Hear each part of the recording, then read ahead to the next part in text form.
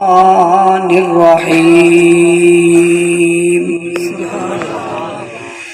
کتاب انزلناہ الیک لتخرج الناس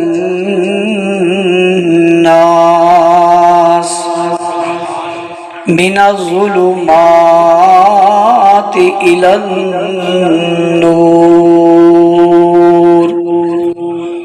وقال النبي صلى الله عليه وسلم إن الله يرفع بهذا الكتاب أقواما ويضع به آخرين صدق الله العظيم.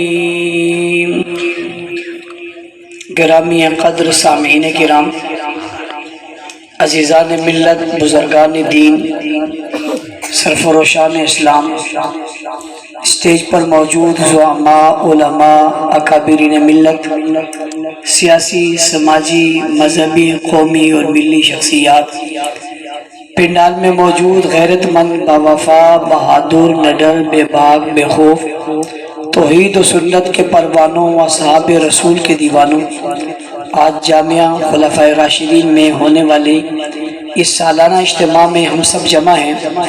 حضرت مولانا عبدالغفور حقانی صاحب، اللہ تعالیٰ ان کی زندگی میں برکت عطا فرمائے. یہ خوبصورت ادارہ جس کو انہوں نے قائم کیا ہے، آپ کا جلسہ دن 10-11 بجے سے شروع ہے اور ابھی مغرب کے قریب ہم پہنچ چکے ہیں، آخری مراحل میں داخل ہو چکا ہے. شہزادہ اہل سنت حضرت مولانا محمد ماوی اعظم صاحب نے بہت خوبصورت گفتگو آپ حضرات کے سامنے اس حوالے سے کی ہے. اس سے پہلے بھی علماء خطبہ آپ سے مخاطب ہو چکے ہیں. وقت چونکہ مختصر ہے، میں کوئی تفصیلی گفتگو نہیں کرنا چاہتا. مدرسے کا جلسہ ہے اور مدارس اسلام کے قلعے ہیں اور مدرسوں سے اسلام پھیلتا ہے اور مدرسوں میں اسلام پر عمل کرنے والے لوگ بنائے جاتے ہیں، ان پر محنت کی جاتی ہے.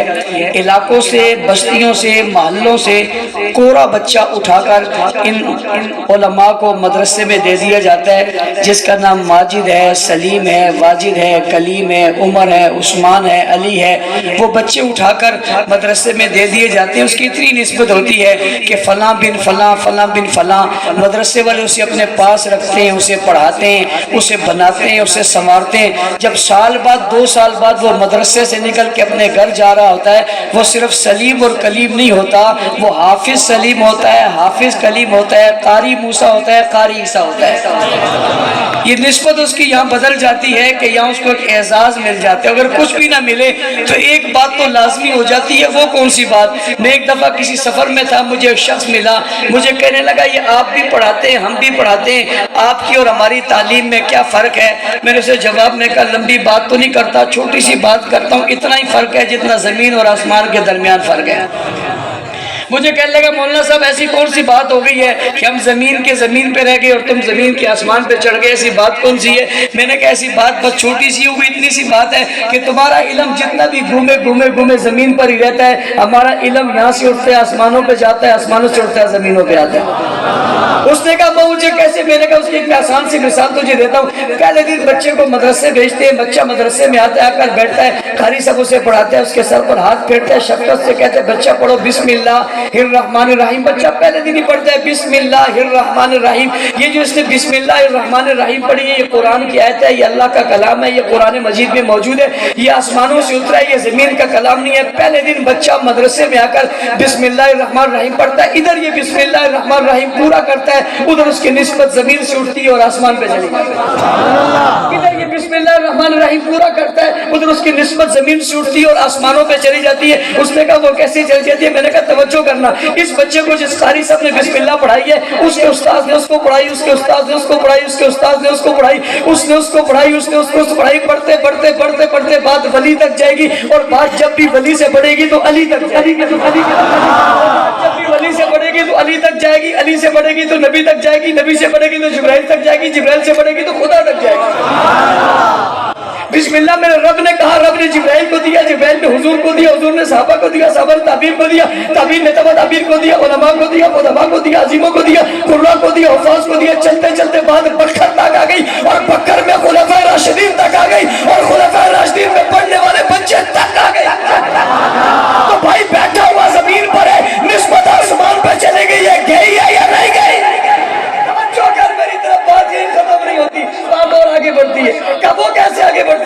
میں نے کہا اس بچے نے اپنے استاذ کو دیکھا، استاذ نے اپنے استاذ کو دیکھا، اس نے اپنے استاذ کو دیکھا، اس نے اپنے استاذ کو دیکھا، اس نے اپنے استاذ کو دیکھا، اس نے اپنے استاذ کو دیکھا، اس نے اپنے کو دیکھا، اس نے اپنے دیکھا، بات بڑھتے بڑھتے ولی تک جائے گی، ولی سے بڑھے گی ابو بکر تک جائے گی، ولی سے بڑھے گی ابو بکر تک جائے گی، ولی سے بڑھے گی ابو بکر تک جائے گی۔ اس نے ابو بکر کو دیکھا، اس نے اسے دیکھا، اس نے اسے دیکھا، اس نے اسے دیکھا، بچے نے اپنے استاذ کو دیکھا، پھر کہنے والے نے کہا ابو بکر نے کس کو دیکھا؟ میں نے کہا ادھر تجھے بتاؤں، صبح میں دیکھ، شام میں دیکھ، دوپہر میں دیکھ، رات میں دیکھ، اجالے میں دیکھ، یہاں دیکھ، وہاں دیکھ، سفر میں دیکھ، حضر میں دیکھ، اٹھتے میں دیکھ، بیٹھتے میں دیکھ، جگتے میں دیکھ، سوتے میں دیکھ، چھوڑ ساری چیزوں کو، تجھے بتاؤں غار بھی آ اور غار سور بھی آ اور رات کی تاریکی میں دیکھ، ساری دنیا سو رہی ہے اور ابو بکر چہرے رسول پہ نظر کر رسول کے چہرے کا دیدار کر رہے ہیں۔ تیری نسبتیں زمین تک، ان کی نسبتیں آسمانوں تک۔ اور اگلی بات سمجھو، بڑی خوبصورت، وہ بھی وقت کم ہے، وہ بھی خوبصورت، زمین سے آسمان تک اسے میں نے کہا میں نے تیرا خیال کیا ہے، تھوڑا سا تیرا خیال کیا ہے، یہ پہلا آسمان تھوڑا ہی ہے، یہ قرآن لوح محفوظ میں موجود ہے، قرآن لوح محفوظ میں موجود ہے، آج ایسے بچوں کے سینے میں محفوظ ہے، قرآن لوح محفوظ میں موجود ہے۔ تجھے بتاؤ میرے مدرسے کے طالب علم کے سینے میں محفوظ ہے۔ یاروں میں یوں نہ کہہ دوں میرے لیے تو یہ سینہ ہی لوح محفوظ ہے،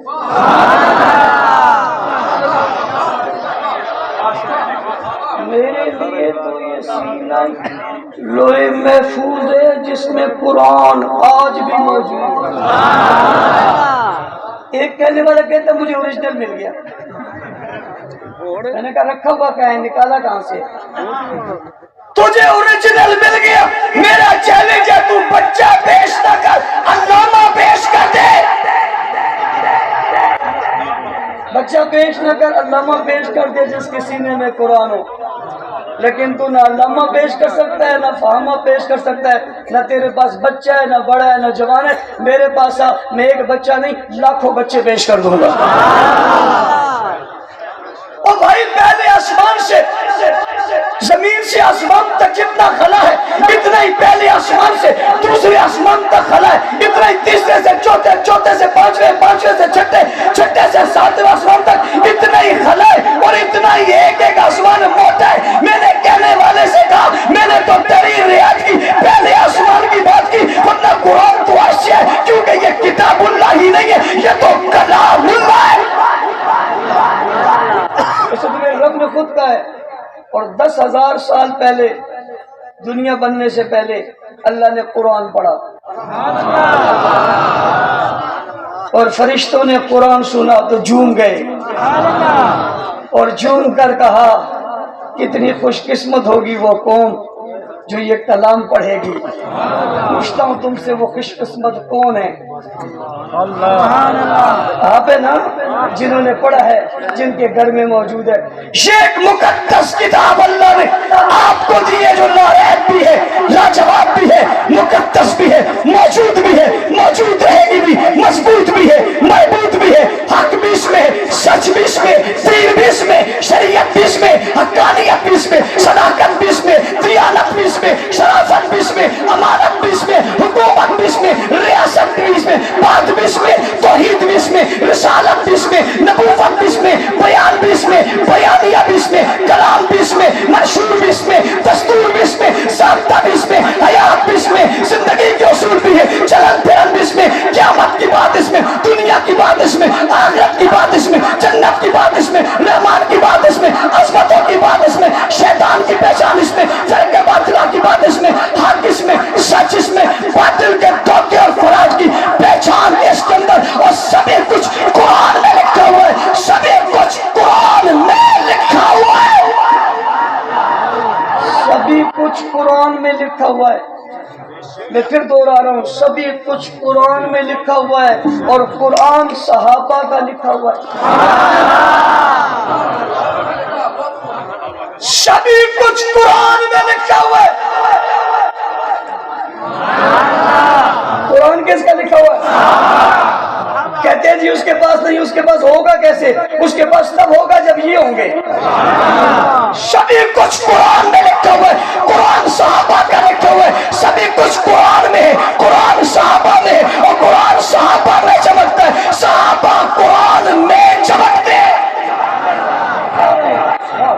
بکر کے لوگوں، تمہارے دیہاتوں میں مدرسے ہیں، پڑھانے والے استاد ہیں، امام ہیں، محدث ہے، مفسر ہے، شیخ الحدیث ہے، شیخ التفسیر ہے، وقت کے ولی ہیں، کتب ہے، ابدال ہے، نیکوکار ہے، شب دار ہے، زندہ دار ہے، تلاوت کرنے والے، قرآن پڑھنے والے، اچھی قرات کرنے والے، تجوید پڑھنے والے، دین پھیلانے والے، تبلیغ کرنے والے، جہاد کرنے والے، واعظ کرنے والے، قرآن سے دین لے کر دنیا تک پہنچانے والے، قرآن سے خزانے لے کر تقسیم کرنے والے، قرآن کے سمندر میں غوطہ مار کر دین دنیا تک پھیلانے والے. آج جو آدمی بھی دین کی بات کرتا ہے قرآن کے بغیر نہیں کر سکتا، قرآن کے بغیر نہیں کر سکتا. جب بھی کسی کو ضرورت پڑتی ہے دلیل کی، قرآن کھولتا ہے پھر پڑھتا ہے. جہاد کرے تب دلیل قرآن سے دیتا ہے، تلاوت کرے تب دلیل قرآن سے دیتا ہے، سیاست کرے تب دلیل قرآن سے دیتا ہے، تدریس کرے تب دلیل قرآن سے دیتا ہے، تبلیغ کرے تب دلیل قرآن سے دیتا ہے، فاتح بنے تب دلیل قرآن سے دیتا ہے، فائز ہو تب دلیل قرآن سے دیتا ہے. ہر ایک کی دلیل قرآن سے ہے. وہ قرآن سے دلیل دے کر بات کرتا ہے کہ یہ قرآن میں لکھا ہوا ہے، یہ قرآن میں لکھا ہوا ہے، یہ قرآن میں لکھا ہوا ہے. پکڑ والوں، یہی تو سمجھا رہا ہوں نا کہ سب کچھ قرآن میں لکھا ہوا ہے، لیکن قرآن تو محمد کے یاروں کا لکھا ہوا ہے. وَكَتَبْنَا لَهُ فِي الْأَلْوَاحِ، توجہ وقت کم ہے. وَكَتَبْنَا لَهُ فِي الْأَلْوَاحِ، علماء بیٹھے، اللہ نے کہا میں نے تورات زبور انجیل تختیوں میں لکھ کر دی، تختیوں میں لکھ کر دی. پوچھنا چاہتا ہوں کہیں لکھی ہوئی ہے؟ پوچھنا چاہتا ہوں کہ لکھی ہوئی ہے؟ ایک جیسی ہے، ایک طرز ہے؟ جوابات نہیں ہے، یہاں اور ہے، وہاں اور ہے، وہاں اور ہے، اس ملک میں اور ہے، اس ملک میں اور ہے، اس شہر میں ہے، اس شہر میں اور ہے. میں نے کہا ایک جیسی لکھی ہوئی پوری دنیا میں نہیں، اور قرآن لکھا ہوا نہیں دیا. تنزیل من رب العالمین نزل به الروح الامین بما نزل علی محمد. اللہ نے دیا، جبرائیل نے لیا، حضور تک پہنچایا. نہ اللہ نے لکھا، نہ جبرائیل نے لکھا، نہ حضور نے لکھا. تم سے پوچھتا ہوں بتاؤ لکھا ہوا ہے یا نہیں ہے؟ جس کے پاس ہے وہ بولے، جس کے پاس ہے ضرورت نہیں بولنے کی. لکھا ہوا ہے، کتاب میں موجود ہے، قرآن میں موجود ہے، اوراق میں موجود ہے، مصحف میں موجود ہے. تیرے گھر میں، مکان میں، گھر میں، دفتر میں، علاقے میں، شہر میں، خطے میں، بستی میں پتہ موجود ہے یا نہیں ہے؟ وہ لکھ کر دی نہیں ہے، یہ لکھ کر نہیں دی ہے. وہ لکھی ہوئی تھی موجود نہیں ہے، یہ لکھی ہوئی نہیں تھی پھر بھی لکھی ہوئی. کس نے لکھی؟ قرآن نے کہا فی صحف مکرمۃ مرفوعۃ مطہرہ بأیدی سفرہ کرام بررہ. اللہ نے لکھنے والوں کا ذکر کیا. پھر مجھے یوں کہنے دو کہ قرآن کو صحابہ نے لکھا اور قرآن نے صحابہ کو لکھا. قرآن نے صحابہ کو لکھا، صحابہ نے قرآن کو لکھا. قرآن میں صحابہ لکھے ہوئے، قلم سے قرآن لکھا ہوا ہے. صحابہ تم قرآن کا تذکرہ کرتے ہو، قرآن صحابہ کا تذکرہ کرتا ہے. تم قرآن کی تعریف کرتے ہو، قرآن صحابہ کی تعریف کرتا ہے. تم قرآن کی بات کرتے ہو، قرآن صحابہ کی بات کرتا ہے. تم قرآن کی تعریف کرتے ہو، قرآن صحابہ کی تعریف کرتا ہے. سنو، تم دنیا کو قرآن کا تعارف کرواتے ہو اور قرآن دنیا کو صحابہ کا تعارف کراتا ہے. تعارف کیسے کرتا ہے؟ کئی مومنون کہہ کر، کئی مفلحون کہہ کر، کئی متقون کہہ کر، راکعون کہہ کر، ساجدون کہہ کر، رکعان سجدہ کہہ کر، اولئک هم المؤمنون حقا کہہ کر، لهم مغفرۃ ورزق کریم کہہ کر، ان الذین آمنوا وعملوا الصالحات کہہ کر، کانت لهم جنات الفردوس نزلا کہہ کر، اولئک هم الراشدون کہہ کر، اولئک الذین كتب في قلوبهم الایمان کہہ کر، فکلمتهم وکرها الیکم الکفر والفسوق والعصیان، اولئک هم الراشدون کہہ کر، انعمت کہہ کر، مومنون کہہ کر، یؤمنون بالغیب ویقیمون الصلاة ومما رزقناهم ينفقون کہہ کر، وبالآخرة هم یوقنون کہہ کر، اولئک علی ھدی من ربهم واولئک هم المفلحون کہہ کر قرآن ساری دنیا کو صحابہ کا تعارف کرواتے ہیں. ارے دنیا